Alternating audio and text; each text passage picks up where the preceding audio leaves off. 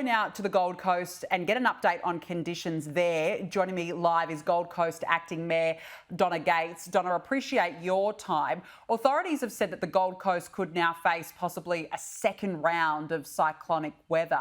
What are you expecting over the next 24 to 48 hours? Well, primarily we're telling people please stay at home. This is not over yet. And it was always going to be the case that if the cyclone passed north of Brisbane, we'd be a direct hit in terms of the southern impact. So we are expecting today wind gusts up to 120 km per hour. We're also expecting to receive over a 6-hour time frame up to 255 millimetres of rain. So it's not over yet.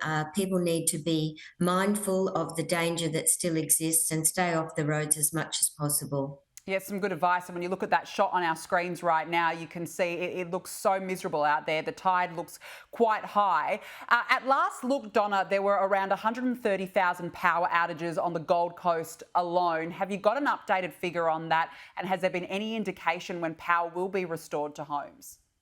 They've started restoring power. They couldn't work yesterday because it was unsafe, but as soon as able this morning, they've started reconnecting where possible. I know at the moment they're working on the Gold Coast University Hospital and John Flynn Hospital. Both of those hospitals lost power overnight.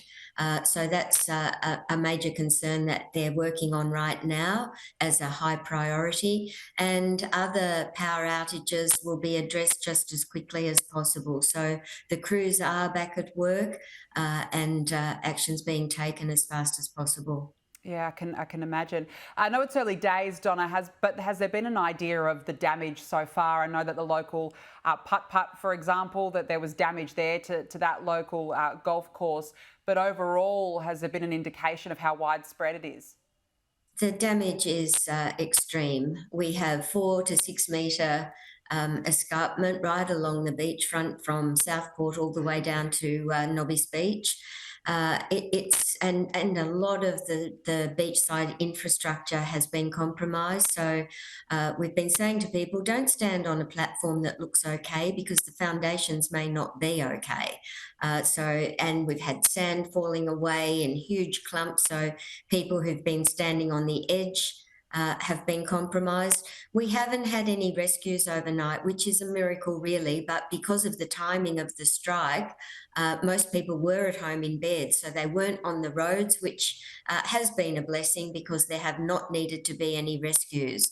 We had a number of evacuations. We had 122 people at our evacuation centres overnight. So they will remain open. 2 of them lost power as well, but we were able to use generators. So we're working to have the power restored there as well. Donna, are people heeding the warnings? I mean, obviously the Gold Coast is not only a popular area for locals, but for tourists as well. Are people listening to the warnings? It's been really difficult. I want to praise the community for what they ultimately did. But initially last weekend, we had lovely sunny days and it was hard to fathom that this level of destruction was about to hit us. So we opened our sandbagging stations early, but I think only 30 people presented on Friday and Saturday. And of course, then there was a rush for the rest of the week. But people have sandbagged, they have listened, they have tied down furniture. We haven't had flying objects as across the board. So everyone took the things off the balcony that might have become projectiles.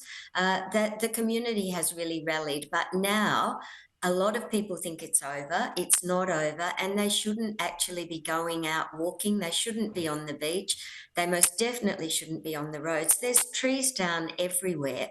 I have had to travel to get to our disaster management unit. There are police on intersections everywhere. It's still raining intermittently. It's still gusting intermittently. And the trees down are quite unbelievable. So please, I hope people will listen and take care of themselves. Yeah, absolutely. It's so important to listen to those warnings. As you said, it's not over. The next 24, 48 hours is still so crucial. Donna Gates, it's nice to catch up. Thank you very much for joining us on the show with that update this afternoon.